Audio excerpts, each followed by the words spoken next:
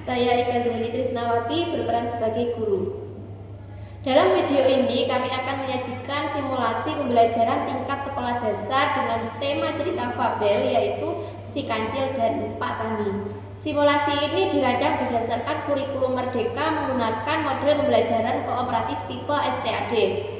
Kami memilih pendekatan ini karena dinilai efektif untuk meningkatkan pemahaman siswa secara aktif melalui kerja kelompok, diskusi, serta apresiasi terhadap cerita.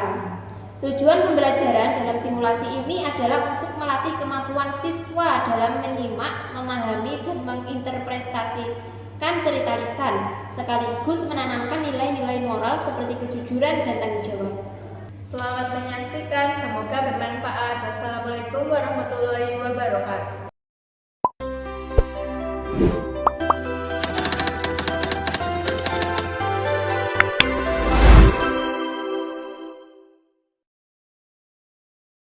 Assalamualaikum warahmatullahi wabarakatuh.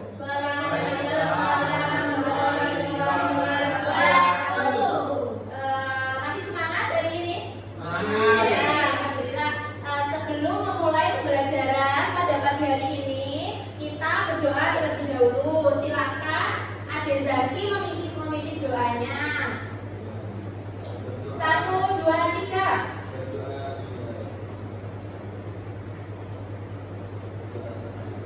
Baik, tujuan pembelajaran pada pagi hari ini adalah untuk mengidentifikasi watak, tokoh, dan pesan moral dalam sebuah cerita.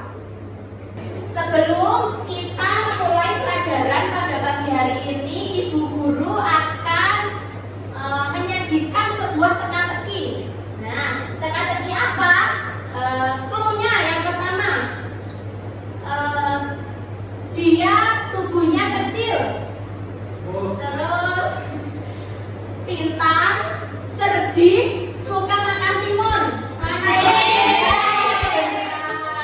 Hebat semua. Setelah kalian hebat, kalian hari ini akan melakukan pembelajaran yaitu cerita anak-anak yang berjudul Kancil dan Pak Tani. Ya, Kancil dan Pak Tani.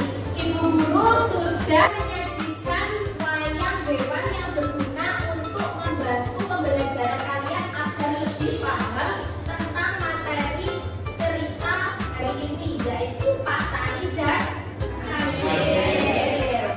Pak Tani, di sebuah desa hiduplah seorang petani yang mengandalkan hasil ladangnya untuk bertahan hidup. Kemudian di daerah itu hiduplah si Kancil yang apa? Yang terkenal dengan kecerdikannya. Namun ia sangat rakus. Kemudian suatu hari Kancil melihat kebunnya Pak Tani. Kancil melihat kebunnya Pak Tani. Kebunnya Pak Tani ditanami timun yang sangat menggoda. Kancil yang cerdik kemudian mengendap-endap ke kebunnya Pak Tani. Ia merusak hampir semua tanamannya Pak Tani. Timunnya sudah habis dimakan sama Kancil. Tidak tersisa apapun. Kemudian Pak Tani sangat sedih melihatnya. Kini ia tidak bisa menjual hasil ladangnya untuk memenuhi kebutuhan keluarganya di rumah. Setelah itu Pak Tani tidak menyerah. Dia menanam lagi timun. Kali ini Pak Tani memasang perangkap di kebunnya untuk menangkap si Kancil. Suatu malam Kancil kembali mencuri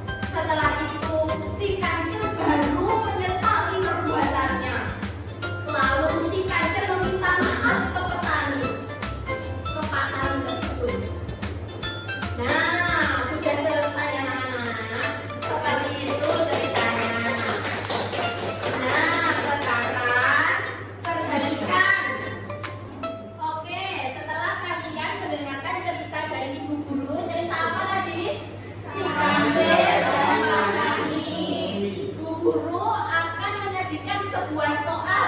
Nah, soal ini akan dikerjakan secara berkelompok. Satu kelompok terdiri dari 3 atau 4 anak. Nah, yang depan sini kelompok 1 ya, 3 orang ini. Kemudian yang 3 ini Musna sama siapa namanya udah lupa Bu? Novi, ini kelompok 2. Riva, Elsa sama Ara sama Natasha ini kelompok 3.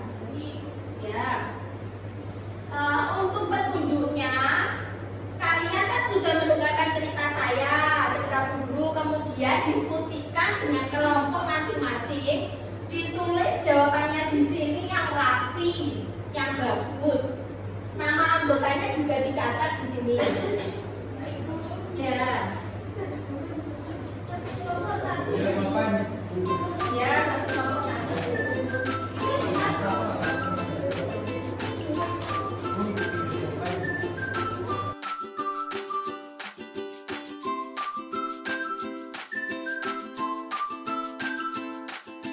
Gimana? Sudah selesai semua? Ibu guru ingin salah satu kelompok maju ke depan. Nanti yang berani maju ke depan akan mendapatkan hadiah. Silakan. Ya, nanti maju semua gantian ya. Ya. Nanti setelah ini tidak apa-apa, tidak usah bersedih. Kamu kok gak maju semua kelompok? Dari yang pertama, silakan soalnya dibaca dan jawabannya dibaca. Soal yang pertama, siapa saja tokoh dalam cerita si Kancil dan Patani? Jawabannya yaitu Kancil dan Patani. Ya, benar? Ada yang salah? Tidak. Soal yang kedua, apa peristiwa utama dalam cerita tersebut? Peristiwanya yaitu Kancil mencuri timun di kebun Pak Tani. Setelah itu si Kancil mencuri timun di kebunnya Pak Tani. Setelah itu apa? Ya, benar, terlambat. Jawabannya kurang lengkap ya, Dek? Ya, Bu. Soal nomor 3. Apa Ya. yang dilakukan si Kancil terhadap Pak Tani? Mencuri timun Dan selain mencuri apa dan tadi? meminta maaf.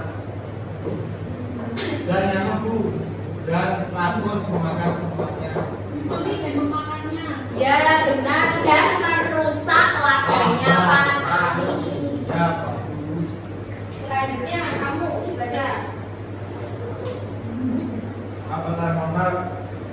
Pesan moral. Apa pesan moral yang bisa kalian ambil dari cerita ini? Ya.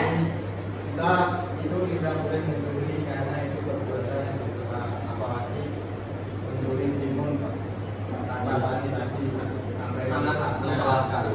Ya. Benar, itu memang tindakan yang sangat tercela, merugikan orang lain. Selanjutnya nomor 5 yang terakhir. Bagaimana cara Pak Tani menangkap Kancil? Ya. Yaitu dengan memaksa merayakan jujur. Ya, benar. Tepuk tangan. Ya, silakan duduk. Hadiahnya nanti ya. Kelompok 1 tadi sangat bagus. Bagus tuh tadi, hebat kalian. Selanjutnya kelompok 3. Ayo silakan berdiri dan maju ke depan.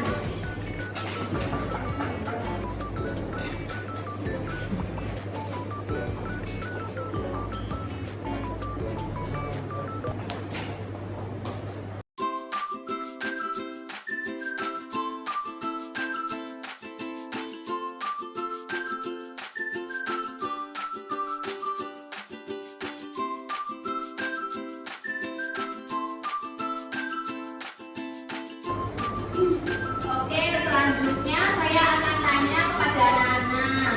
Menurut kalian, apa itu mencuri itu perbuatan yang baik atau buruk? Kalau kalian jadi Pak Tani, apa yang akan kalian lakukan jika di kebun kalian dicuri? Ya, silakan Aden Kusna, apa? Ya, benar. Tepuk tangan. Untuk selanjutnya Ibu Guru akan membagikan soal cerita. Soal cerita yang berjudul Si Monyet dan Si Tupai. Ini soal ceritanya, satu anggota kelompok mendapatkan satu soal cerita. Nih. Nah, silakan nanti dibaca. Ini bukunya satu buku untuk satu kelompok. Namun ini ada soal untuk individu. Ini dikerjakan individu atau satu orang. Semua harus mengerjakan satu orang.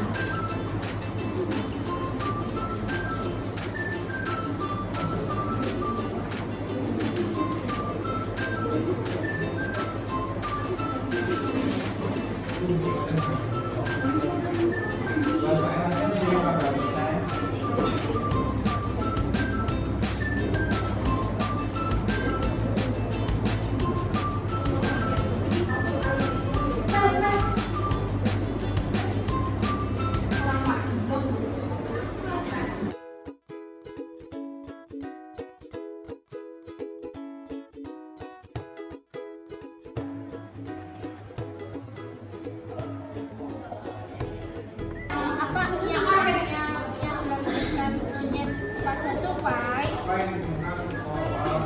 Monyet memberikan pisang. Satu biji kacang. Sudah selesai anak-anak? Jika sudah selesai kita review bersama-sama. Jawaban yang di depan ditukar dengan yang belakang.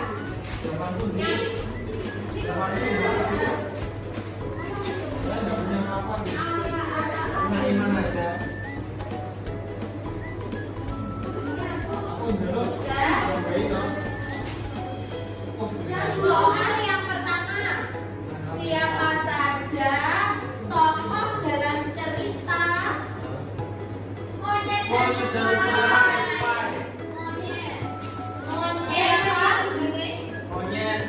Monyet dan Tupai. Nomor 2, apa yang ditemukan monyet di bawah pohon pada pagi hari? Pisang. Ada yang jawab stroberi? Tidak. Pisang semua? Ya. Mengapa monyet ingin memberikan pisang kepada tupai?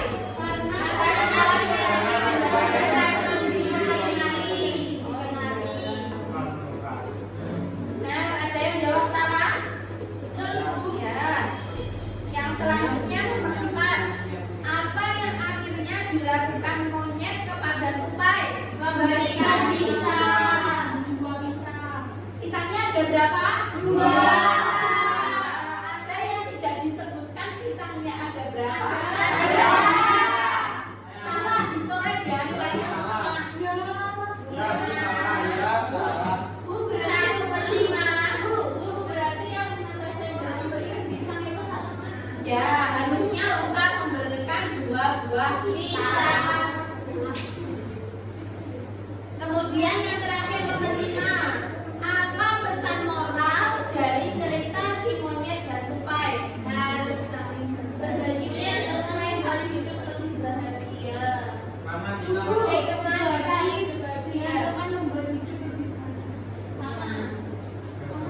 Kemudian yang terakhir, kesimpulan singkat, tuliskan 2-3 kalimat yang kalian pelajari dari cerita yang di buku tadi Si Monyet dan Tupai. Silakan maju ke depan, nanti langsung dapat hadiah. Saya satu saja.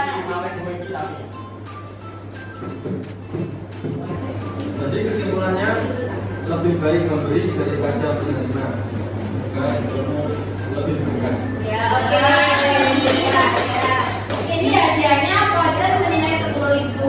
Nanti bisa ditukarkan di kantin. Nanti bilang saja Bu Zeni. Terima kasih Bu. Ini Ikhlaskan ya. Iya. Ini dimasuk. Oke, setelah kalian mendengarkan cerita dari si Kaiser dan Pak Tami, kemudian soal si monyet dan tupai, Ibu ingin kalian merefleksi. Sebelum kita akhiri, kita refleksi bersama-sama. Renungkan dan jawab dengan jujur. Apa yang kalian bisa ambil dari cerita tadi? Apa? Kita harus Berbagi. saling membantu, Saling menolong. iya, Tidak boleh mencuri. iya, berani mengakui Kesalahan. dan tanggung jawab. Apakah kalian pernah melakukan kesalahan dan berani untuk meminta maaf? Kalian sangat hebat. Untuk selanjutnya, Ibu bangga pada kalian. Cerita fabel seperti yang telah disajikan ini mengandung banyak kehidupan seperti yang kalian sebutkan tadi, kejujuran, tanggung jawab, berani mengakui kesalahan. Ingat ya, menjadi anak baik bukan berarti tidak pernah salah, tetapi berani memperbaiki kesalahan. Seperti itu. Terima kasih atas waktunya. Untuk minggu depan itu pelajarannya adalah masih cerita anak, namun disajikan seperti lebih khusus, seperti nanti akan disebutkan sebuah pembahasan pokok seperti itu. Ya, terima kasih atas waktunya. Sebelum kita akhiri, kita tutup berdoa terlebih dahulu. Silakan. Diklasi.